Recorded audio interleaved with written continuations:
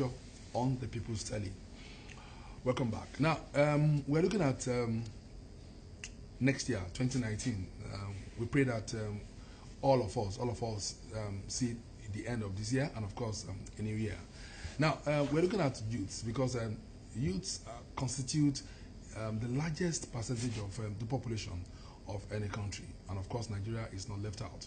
Now, we want to look at, because it's a common thing for youths to also say, oh, I'm going to make a New Year resolution, just like the pastor that left said, you know, but what kind of resolutions should youths make? And how can they actually keep to those resolutions? That's why we have in the studio this morning two gentlemen who are, they're not old men, they're also youths in their, to an extent. We have an entrepreneur with us this morning, Mr. Olatunde Tijani. Thank you so much for joining us. Thank you, sir. It's a pleasure to have you here. And of course, we have a life coach, Prince Adeomi Adeshida. Prince, thank you so much. Thank you so much for the privilege. Yeah. Formulating New Year resolutions, even for those that are very old, they find it difficult, you know, formulating resolutions and keeping to them. How much more of youths, Nigerian youths, as we approach 2019, which is a very critical year for us in so many respects. Politics is in the air and all of that, you know, and then the economy is also looking up a bit. What will you say to Nigerian youths in terms of how they can define resolutions and how they can keep to them? Yeah, I want to say to young people out there, resolution is about individual allegiance to what you desire for your future. Individual allegiance to what you desire for your future. It is not an allegiance to what you desire for your neighbor. It's what you desire for yourself. That is it. Once you understand it, that resolution is about you and you only, you will be able to focus more on your life. It's very important. For next year, I see a young set of people that turn the economy of this nation around, to be sincere, that turn the political atmosphere of this nation around, economic aspect of this nation around. There are opportunities abound in Nigeria. But if you're saying that resolutions that should come from youth should be ones that are about their individual lives, but youth don't also exist in isolation. They also exist in an environment. And so when you're making resolutions that are only about your life, what about your environment? Once you make a decision about your life, it affects the people. It's about impact. It's about investing in people. When you don't invest in yourself, you can't invest in others. It is what you carry that you will be able to give to other people. Many Nigerian young people want to give out what they don't have. That's why I said it's an individual legend. Give us an example of what you have, you know, just said. Many young Nigerians want to give out what they don't have. Yeah. An example. An example. Many people desire. Let me use this as an example. The politics. Majority of people going to the House of Assembly, if you ask them, what is their mission? What do they want? What do you want to offer the people? Go and check them. 90% of them doesn't know. What they will tell you is somebody is sitting on our money and we want to go and collect it. You understand what I'm saying? They have not, that person has not make any allegiance to himself that this is what want to flow in from me. They're only looking for something they can steal and make them rich, not what they have that they can give to the people. It's more like taking advantage of the society, of the society, of the environment. Yes. Mr. Tijani, you are an entrepreneur, and if you go to so many schools these days, you know, the curriculum is brimming with a lot of programs on entrepreneurship. This is one area that we think Nigerian youth should actually invest their energies, you know, on. How much of this have we seen in the year 2018 as we go to 2019? Well, just to start with, when we are trying to make resolutions, it will border mainly on what we have. What content do you have to deliver out there? You cannot give what you don't have. That is the truth. Like Prince have said, you will see that a lot of people, they want the end result. You will see that a lot of youth are brainwashed with the money mentality. All they want is money, money, money, money. But if you really ask them, they don't have the skill. They don't have the qualification. They don't have the education even to reach that goal that they have set for themselves. And that is why you see that they find a lot of escape routes. Like you see, what is common in these days is the Yahoo mentality thing. Because, you know, they want the quick fix mentality, the get rich quick syndrome.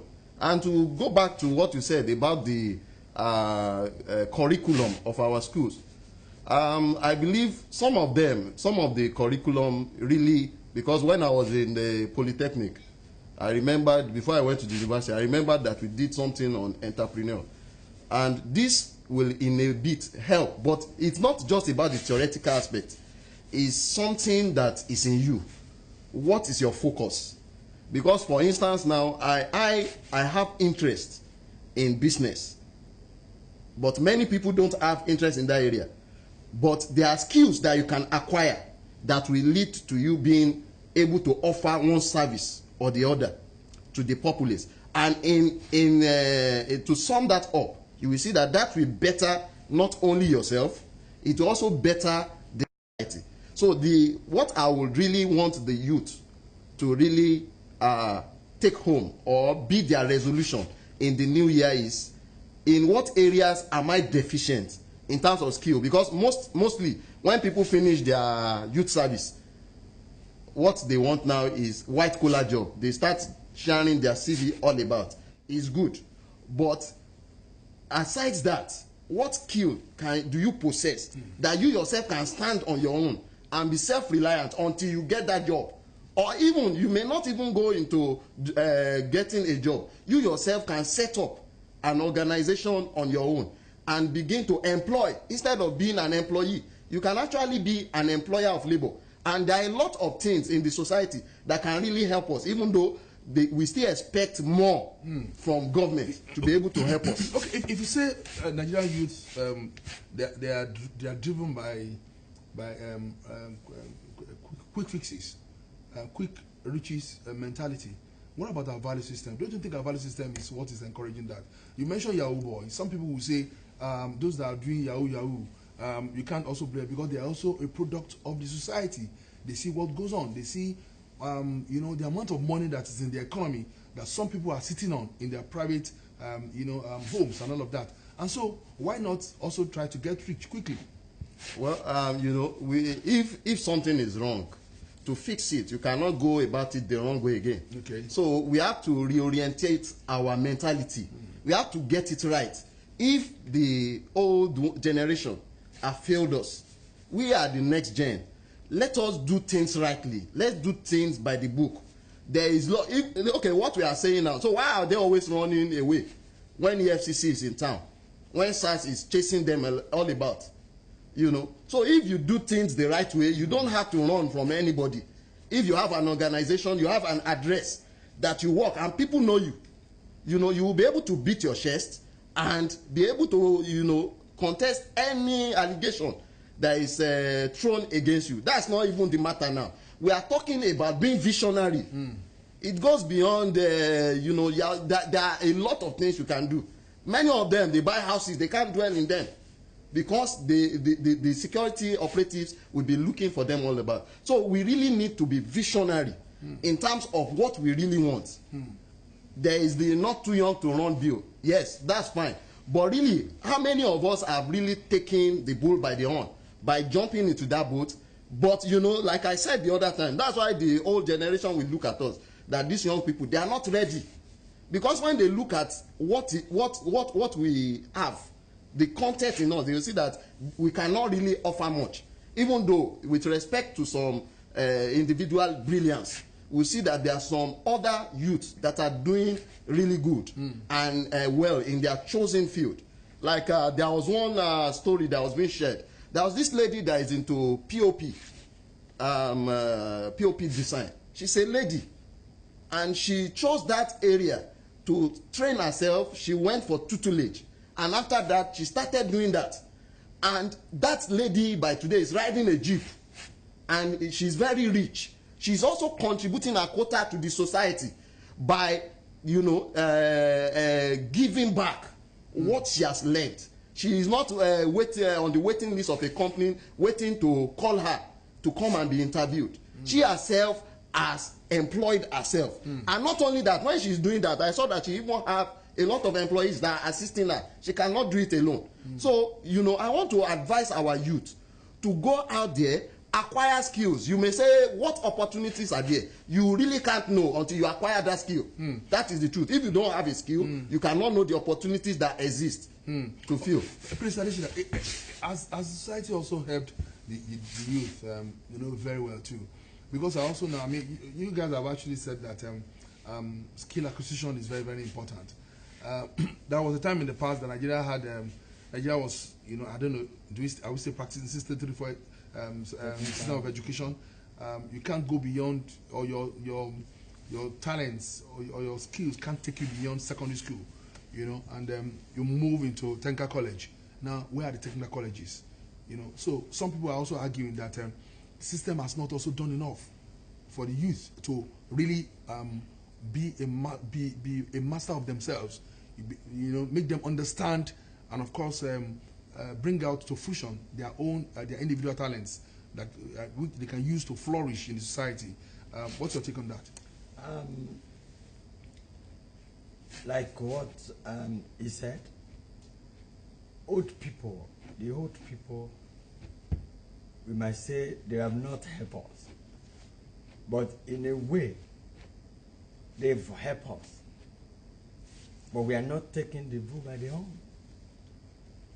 We look at their riches, but we never ask them question, how did you get here? Majority of young people they don't have a mentor. When you sit down with an old person and you are asking for money instead of the experience, he will give you the money and the experience remain with him. Why our technical colleges in disarray today? Because Nigerian government clamor for paper certificate to the detriment of skill acquisition. Everybody want to get a collar job. Me myself, when I was growing up, my father would tell me education. Once I give you education, it's your life. That's all. You understand what I'm saying? But there are skills there. There are other things that we can do that we have not done. And that is the problem we are in today. Nigerians want to be a consuming nation and remain a consuming nation instead of diverting the strength of young people into a producing nation. What stops us from young people from camping a young people somewhere and said they write a software for us on this aspect of the economy, I pay them good. That's why I said it many a times. I said it some days ago. Our 1 year NYSC survey is a waste. If after 1 year, a man is coming out of NYSC and he cannot stand on his own, it's a waste. They're looking at what the money that the government are giving them is a waste, to be sincere. Because I'm looking for at a nation like United States of America. If you finish your school, you go for 1 year military training. There is no young man that want to become a president of Nigeria of US, that have not undergone military training. You can't be the leader of a country without acquiring what you're supposed to acquire. But we are not placing that value on the table for the young people. Are you advocating such a training in Nigeria too? I'm not advocating military. NYSC. I'm advocating in the NYSC. I'm advocating for graduates to enter into that camp until you discover yourself, you don't get out. Get something like a technical school. That our technical school, let's turn into an NYSC camp. Acquire skill until you are somehow 60% or 70% perfect in short skills. You then get out of service. Okay. Because when they get out of that camp and they get to the society, their orientation has changed, and they will know that they're coming to the society to give to the society and not to receive. I think that's another topic entirely. You've actually made a very vital point. 1 year of NYSC in a technical vocation class, like a camp, like a camp. But that will also depend on investment, funding by government. Because we're talking about, for instance, in Ogun State, you know the number of people that come for NYSC on a yearly basis, and you have to camp them in a particular place, groom them, let them develop their their skills, God-given skills there before they go out. Isn't that going to be too much on the neck of government? Well, just to add to what Prince has said, I know currently that during the orientation camp, I think, is that 2 weeks? Yes, because I was almost part of it. My organization put in to be part of those that train the youth corps members. Because I know they have something like that. They acquire skills. You can choose a particular vocation that you want to be trained on. But the question is 2 weeks enough to be able to acquire such skill? The answer is no. So maybe what we will have advocated for more is the extension of that gestation or incubation period, so that maybe it can be extended to like 2 months or 3 months. I don't know how this can be done. And if we really look at the way NYSC is also structured, when you are fixed with an organization, you are to learn the intricacies and how things are done there. Because beyond acquiring skills too, you also need to acquire interpersonal skills that will make you, that will help you in the future. So, in the various organizations, any youth that is serious will really be able to get out something there. Though, even though we see that there are always misplacements of qualifications. Like, for instance, somebody that read food science tech that is supposed to work in maybe a food producing company or a company that produce one food or the other. You see them, they are placed in maybe a local government to just be serving there. And really, you see that that's a misplacement or mismatching of skills. So really, I think our NYC should help the youth by placing them in the right places where they were actually schooled, so that it can help them acquire more skills.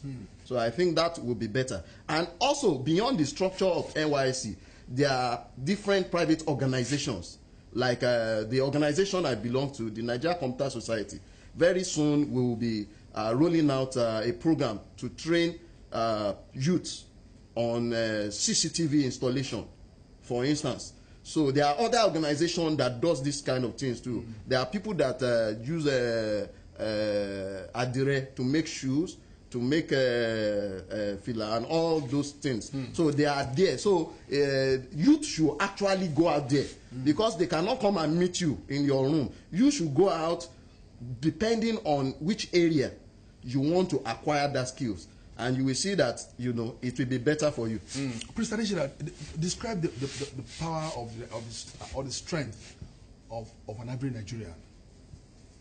I should describe it. Anywhere in the world. Yeah, because Nigerian youth all over the world, we find them in so many areas of life. In engineering, you just mentioned in computer engineering, in other areas of engineering, even in sports, in music, in entertainment, you know, and they excel, and they are excelling, you know. So, yet we still have the group. We still have a very large gang of Nigerians who are also, you know, dissipating their energies in a wrong way. Yes,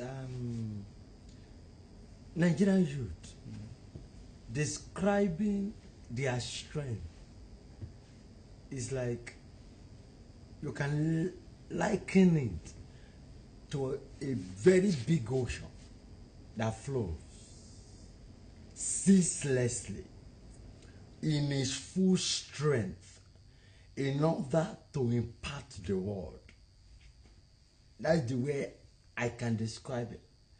But in the course of movement of that ocean in that strength, in its full strength, as it's moving, every ocean will find its level.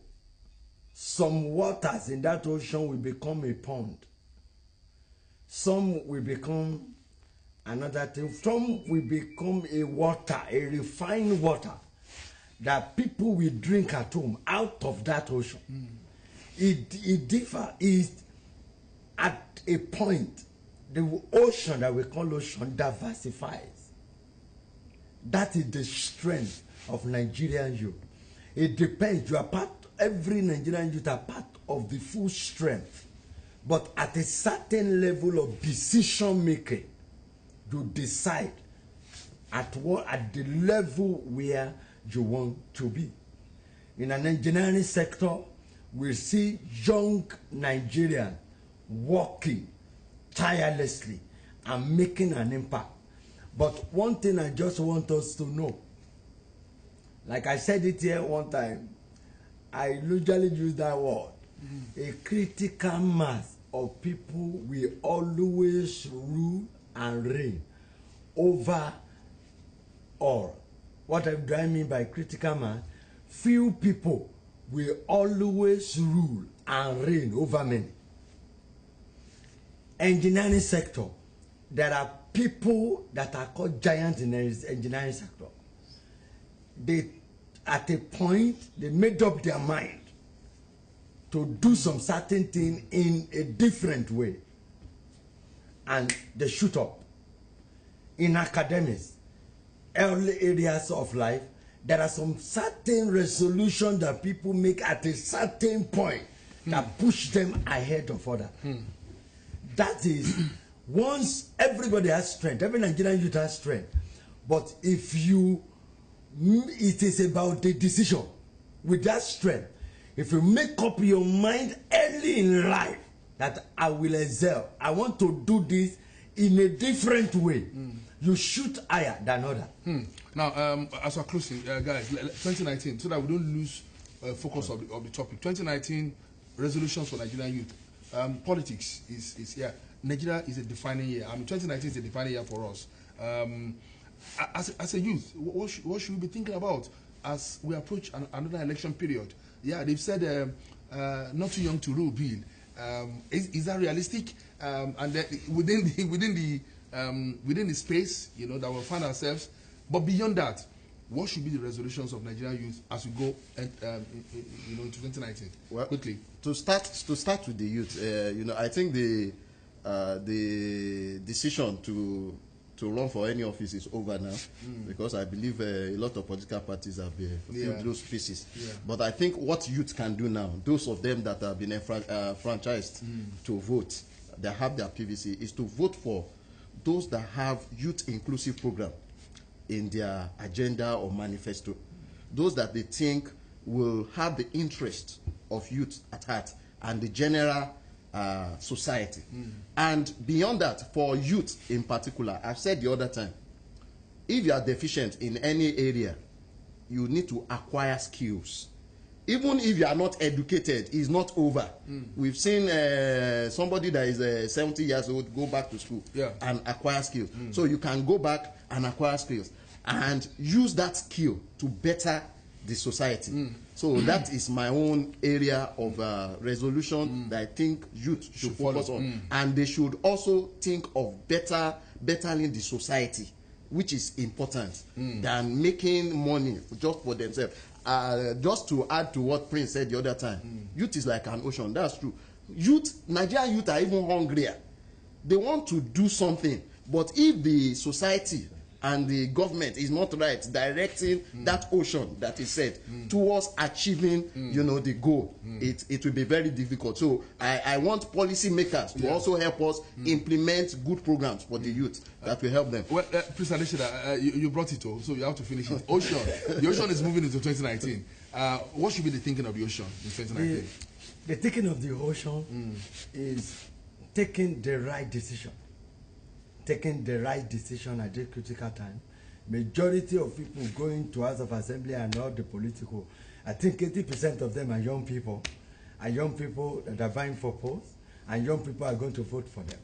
And we should to make sure that at every point in time, we should take the right decision that will take us to our destination. Thank you so much. We have reached our destination on today's program, New and Otonjo on the People's Daily. I must thank so much Prince Adewumi Adeshina as a life coach. Thank you so much for always coming. It's a pleasure. We also have Olatunde Tijani, an entrepreneur. He's also been here. Thank you so much. Thank you very much. That's the program this morning. Today is Boxing Day, and let's live with the spirit of Boxing Day today, and of course beyond. We thank you so much for watching us. On behalf of my colleague, Mutura Asholanke, we'll come back again on Wednesday, next Wednesday, with another edition of New Dawn on the People's Daily. Stay with us.